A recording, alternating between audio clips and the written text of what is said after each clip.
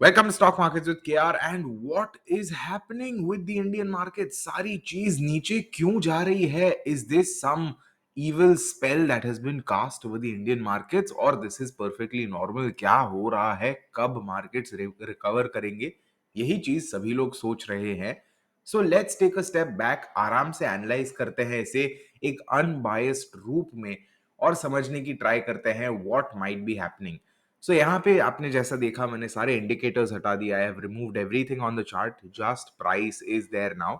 और हम लोग यहाँ पे देख सकते हैं that actually one of the most important support zones in recent times at least अगर हम कहते हैं was roughly this area which is around 17400। वो अभी टूटा है, price is now well below that level. So naturally speaking इसके बाद कौन सा लेवल आता है? Somewhere around here which is 16700 16800 और सो देखते हैं whether prices are sort of trying to go towards that level, और मे बी हम लोग ये सिर्फ एक क्विक रीटेस्ट जैसे देख के उसे ऑन अ वीकली बेसिस इस लेवल के ऊपर क्लोज करते हैं। So that would be one thing. एक और चीज आती है अगर हम लोग यहाँ पे मूविंग एवरेजेस डालते हैं, क्योंकि मूविंग एवरेजेस में we can see that last time हमारा जो डेली मार्केट एनालिसिस वीडियो था उसमें मैंने बात किया था कि कैसे price is headed closure towards the 200 moving average, और यहां पर हम देख सकते हैं 200 एमए को उसने क्रॉस किया है। Now the last time this happened was in October 2022, और हम वहां से देख सकते हैं that after a brief retest price is actually headed higher almost to 19,000।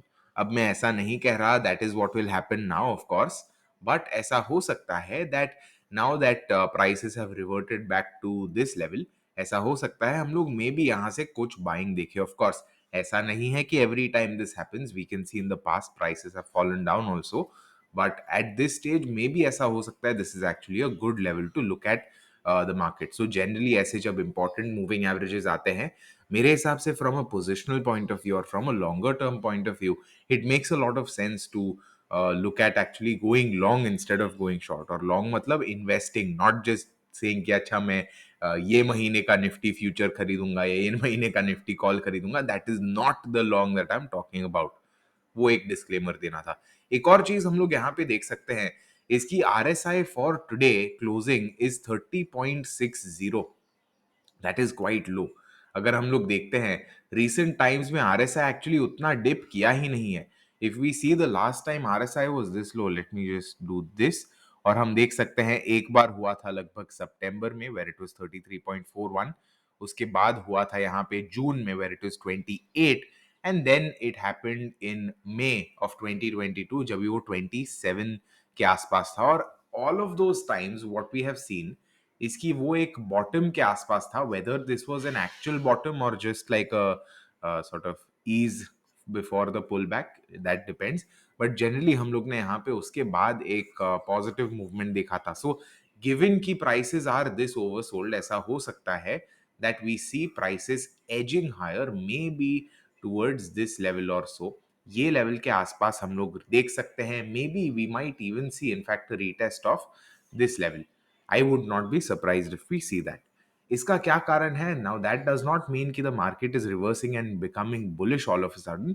It just means कि हम लोग फिर देख पाएंगे कि क्या मार्केट ये जो ऑलमोस्ट बेरिश ट्रेंड जैसा बन रहा है यहाँ पे with the we are seeing this level, right, we are seeing lower highs and lower lows, क्या वो कंटिन्यू होता है या क्या टाइड्स थोड़े से चेंज हो जाते हैं, गियर्स थोड़े से चेंज होता है। So overall my view on the market is similar to that.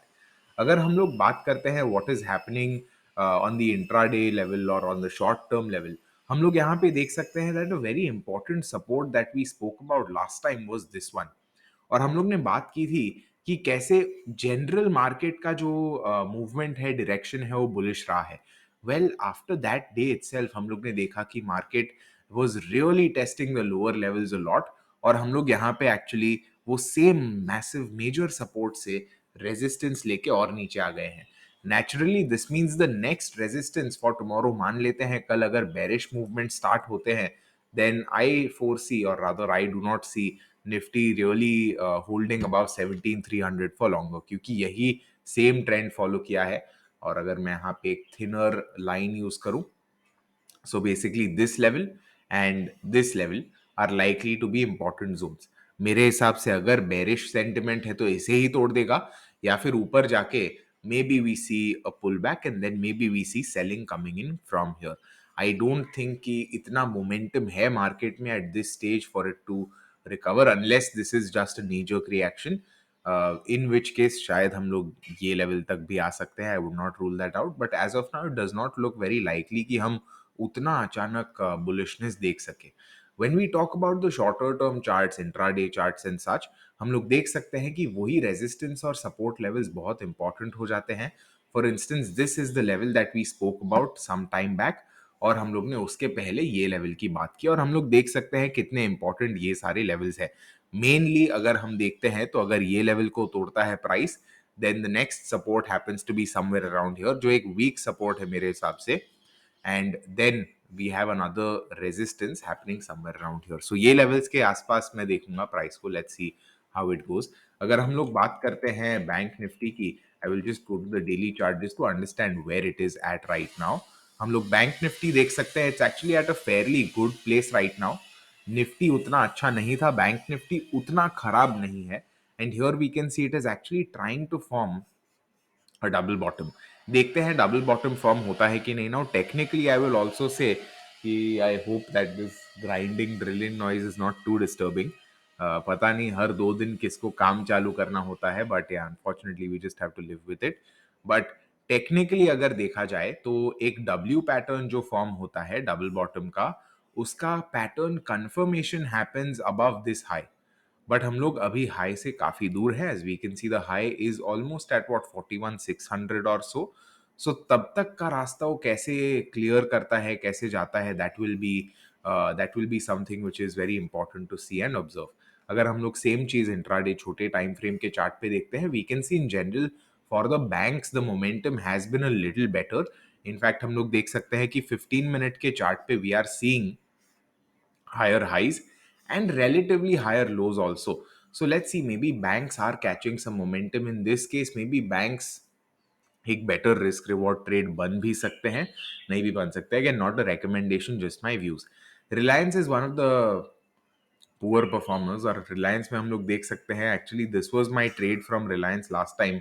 मैंने एंट्री यहीं की थी लगभग, और मैंने एग्जिट यहाँ पे किया था. Now price is right back to where I had entered, so I have actually taken a smaller quantity in Reliance just to see कि क्या वो यहाँ से फिर से सपोर्ट ले सकता है. Because if it's able to take support from this level itself, it can be a good trade. And if it doesn't, this is the intention behind this trade is not कि मैं 3-4 दिन के अंदर similar kind of return देखूं. The intention, real intention behind it is कि एक अच्छे level, एक ऑलमोस्ट डिस्काउंट के आसपास I am able to add to the Reliance position.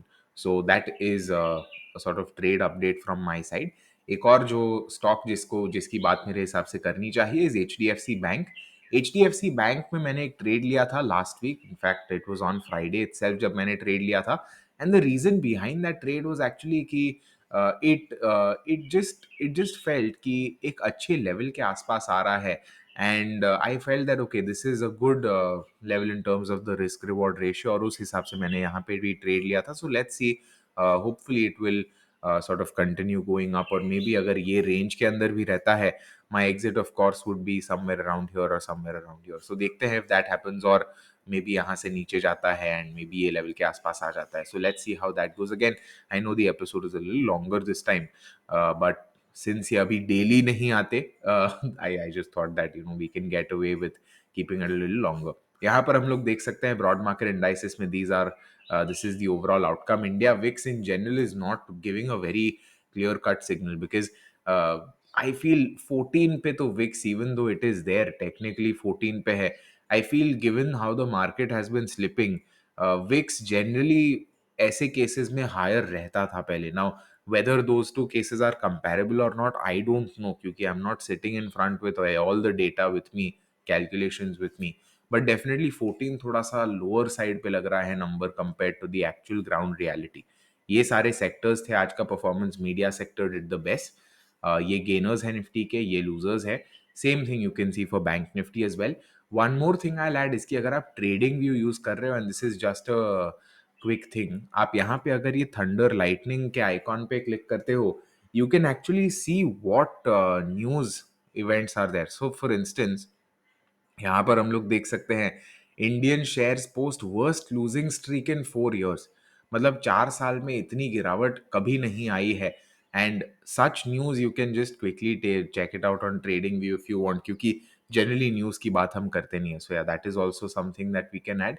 And of course आप एस जी एक्स निफ्टी को क्विकली देख सकते हो to see where tomorrow might open. As of now तो ऐसा लग रहा है उतना कुछ खास एक्साइटिंग नहीं होगा। S G X is at 400, which means you know Nifty spot के plus 100 है, but again I don't think that is a very considerable number. Let's see how things go, and of course make sure you are subscribed to the channel, and I'll see you in the next one. Happy trading.